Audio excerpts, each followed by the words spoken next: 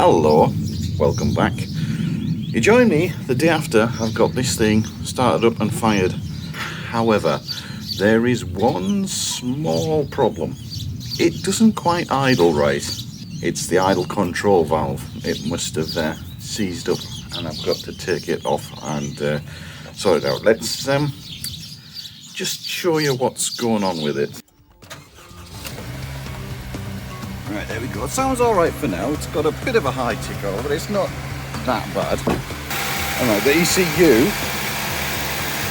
runs the engine a little bit fast, get it all hot, gets the cat working nice and quickly, and then it sits off into an idle mode. Takes about 30 seconds to a minute depending on the temperature. It'll be getting there soon. There we go. Right, it's got hot enough now. And it just sits and does this. Once it's idle at the minute,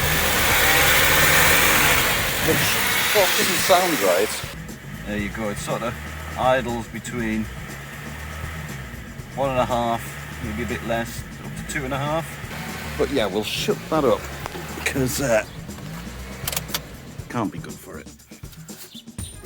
So what we've got to do is we've got to pull off the assembly here, which deals with all the air going into the engine, and yeah, free up a valve in there which deals with the idle.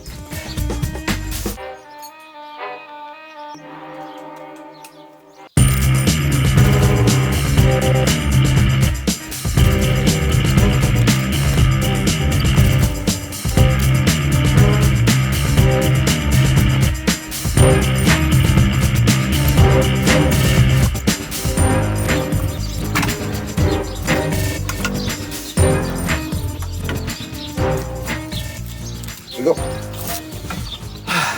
Out. All I got to do is sort it out now without killing it. Right, so you'll find on the bottom of this unit the idle control valve, which is held in by a screw there and a screw there.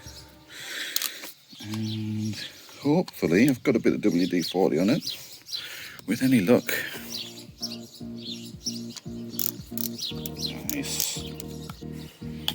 I should really have given these this all a going over while the car was apart. I know it's I know it can be a problem, so should have done it then. Try not to kill the lovely little rubber gasket that's in there. Nice, it's come out. Right, there we go. And got a little rubber gasket in there, not to be disturbed. But in here is the idle control valve, and that should spin lovely and freely. And surprise, surprise, it is not. Right, take this off here. These are the 5-star pointed things, of which I had a set somewhere. Haven't been used for ages, these. Yeah, so this one here and this one here. Horrible little 5-pointed star bit, which is nice and loose. Good. Don't really need that. I can just get away with this, I think.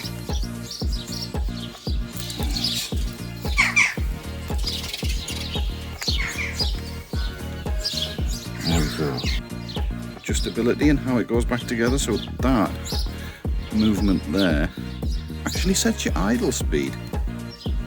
So it is spinning, it's just not very spinning. It's been, you can just see it's just catching, and it's just got a little bit, put a bit of this in. Bearing feels good. Oh, that's like amazing already.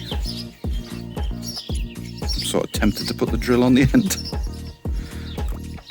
It's probably not a recommended way of doing it.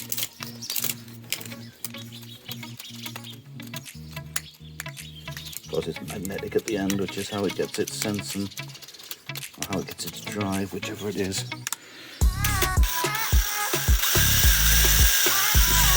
Don't go ridiculous with it there. I'll just run it for a bit just in the oil.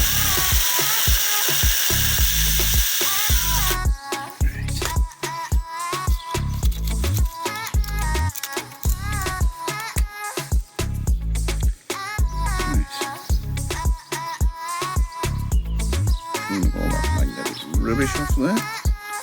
There we go, I think that. Oh, so much freer now. So much freer, ridiculously, so you can see in the middle there. I think I'll dab it with a bit of heavier oil before it goes back together. Clear out the WD-40. It's always good at getting stuff clean.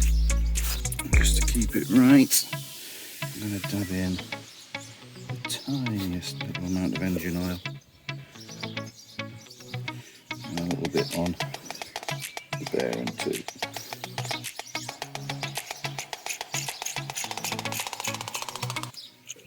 I'm going to get a bit of wet and dry and just clean this face up a bit.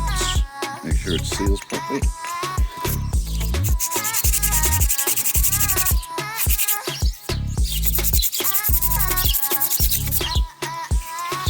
You know, any crud that's gone in there, make sure it's still spinning. Probably, right, that can go back on. There we go, right. That's the right way.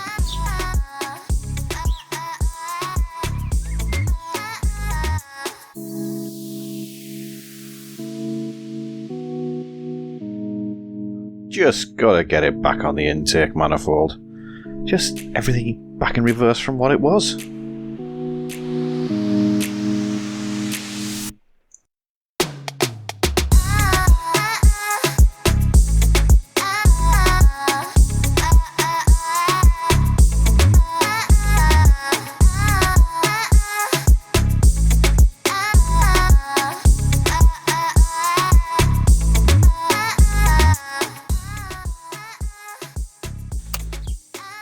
Fuel pump.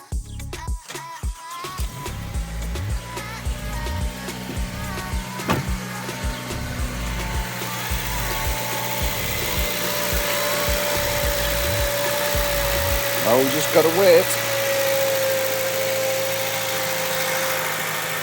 Already sounds a bit better.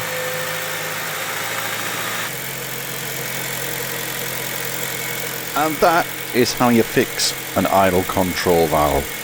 If you've liked what you've seen, please leave a like. If you really like it, consider subscribing. Come back for more, and bye for now.